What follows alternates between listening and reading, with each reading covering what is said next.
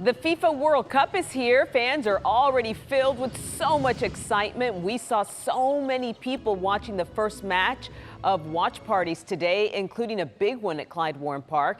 And there was also a line to get into the Fan Fest at Fair Park, which is serving as one of the hubs for the games. Hi, I'm Cynthia Izaguirre, and these are your headlines from across North Texas. We are gearing up for all kinds of events this weekend, culminating with the first match in Arlington at Dallas Stadium. The FIFA World Cup is finally here, and at the Fan Fest in Fair Park, nothing could contain this excitement. People all over the world coming to Texas for the first time. It's been amazing. It's been really good, but we haven't tried any barbecue places yet. And for Alan and Dean, their journey started in Australia.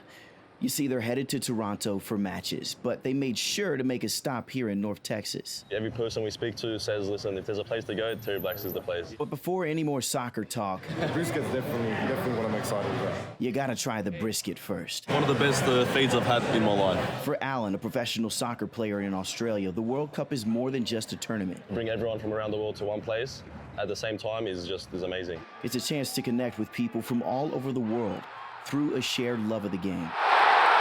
And when Mexico scored the first goal of the 2026 FIFA World Cup, the energy, the noise, the excitement, everything Anna Martin hoped for. I absolutely love it. South Dallas needs this. It deserves this. South Dallas is a phenomenal live events destination. I am super excited.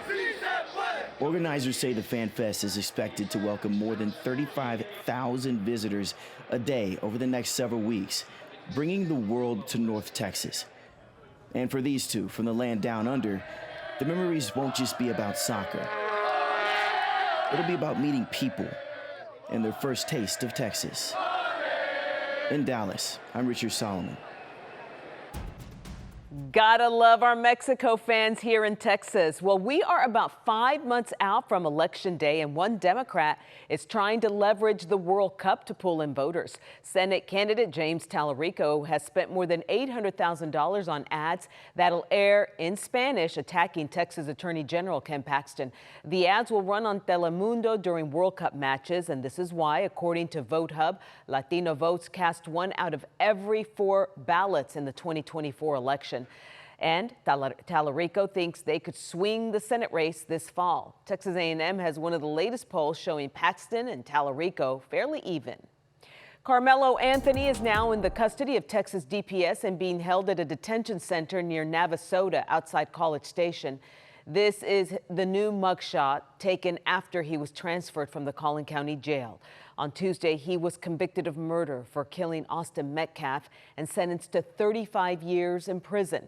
Jobin Paniker just spoke with the men who prosecuted that case to hear why they struck 3 potential African-American jurors and why Austin's twin brother did not testify. It is the day after one of the most high-profile Collin County trials has ended. Bill Wirskye is the prosecutor who successfully argued Karmelo Anthony should be convicted of murder. Do you think Karmelo Anthony intended to kill Austin Metcalf? That's a great question, and you'd have to ask him, but I know he intentionally plunged the knife into Austin Metcalf's chest.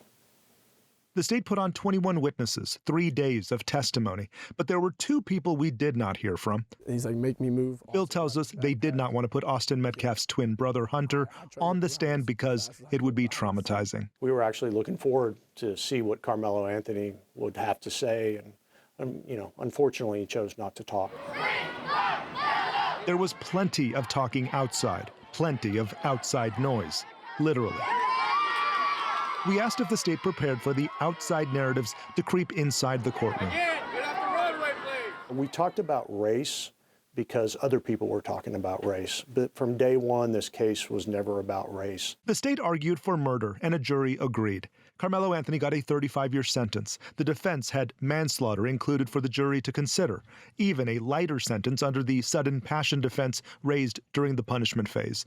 Collin County District Attorney Greg Willis. Our philosophy is if there's any chance that it could be a valid point on appeal, then to not fight it. The defense argued self-defense, no surprise to the state. Bill says the team chose their words in opening and closing arguments carefully, like provoked and senseless. If you provoke someone and then hurt them as a result of that, you don't get to claim self-defense. There is already a notice of appeal. Defense attorney Mike Howard writes, "We believe there are several important issues for the appellate courts to consider. An appeal is the next part of the legal process and a right afforded every American." We asked the state their reasoning for dismissing the 3 potential jurors who identified as African American. Bill says he can't talk about it, but also says, We don't strike people for no reason. Verdict guilty of murder. What? Murder. He's guilty of murder. there are murder trials that happen every day in this courthouse, but none are like this one. He wanted to defend himself. The narratives, the noise, all rendered secondary by a decision from a jury of 12. It's a lengthy prison sentence, and I think Collin County is safer and stronger because we worked the process. In Collin County, I'm Jobin Paniker. A newborn has been given a second chance at life thanks to a safe haven baby box in Ennis. A baby boy was left inside less than a year after the city installed its first box. Kevin Reese just spoke with the first responders who found the baby and what happens next. Last month in Ennis on a day much like this, the alarms went off at Ennis Fire Station 3. Functioned exactly as it was designed to do. Someone used the safe haven baby box for the very first time, anonymously left a newborn behind. I had him maybe 45 minutes in my care, and I mean, best minutes of my life. But in saving the baby boy, his placenta still attached. Paramedic Crystal Cooper knew someone else was having the worst day of her life. We have to honor the choice that she made, that she chose, but also support the decision that she chose. Monica Kelsey founded Safe Haven Baby Boxes because she was once an abandoned baby too. There are now 21 of these boxes in Texas, more than 400 across the United States. Nearly 300 babies surrendered safely in the last 9 years. Texas was the #1 state in America for 5 years for infant abandonment, where babies were being found in dumpsters and trash cans. Numbers, she says, are decreasing with options like this for moms in crisis. Moms who are also offered information specifically for them in that baby box, resources if they would like to reach out for help. I want to talk directly to this parent who may be watching today. Thank you. We don't know your story, we don't know your circumstances, but we do know your pain. And we know that this was not an easy decision for you. Crystal Cooper, who gave the boy a temporary name, I did. We dubbed him Baby Boy Ennis. learned the child is doing well, is on a path to adoption, and she wanted to send a message to the mom too. I just want her to know that we took such good care of her baby, and we thank her for the way that she left him for us. Gave the infant a chance, and when the mom is willing, they're ready to offer her help and a safe haven too. In Ennis, I'm Kevin Reese. She loved that baby so much, she gave him up. Safe Haven baby boxes are available across the state of Texas, and you can find the one nearest you at shbb.org.